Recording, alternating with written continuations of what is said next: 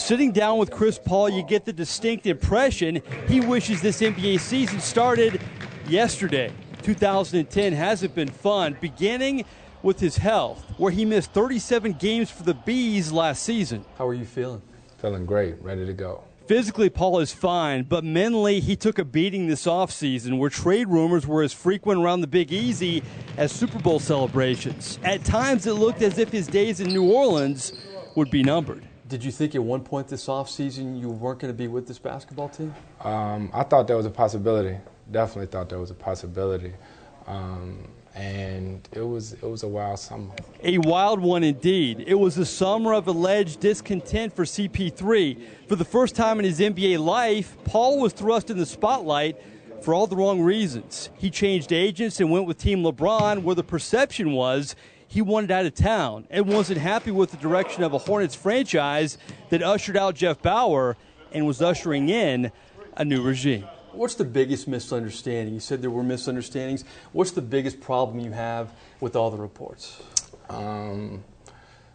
I think probably the biggest thing was that I was demanding this and demanding that and all these different types of things, and that I asked for this and asked for that. I think that was one of the biggest misconceptions. He says a lot of things were misunderstood. Would you agree with that?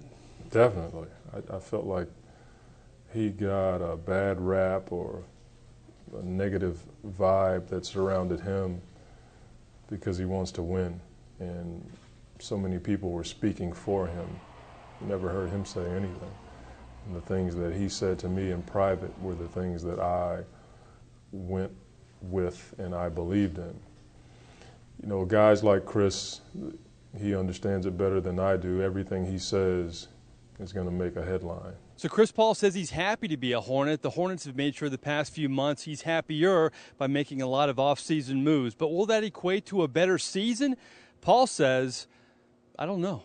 One thing that I keep echoing is that we're the unknown right now. No one has a clue what our team is going to look like. Anyone who says they do, they're lying, you know, because we have a lot of question marks right now. But for CP3, there is no questioning his intentions for the future.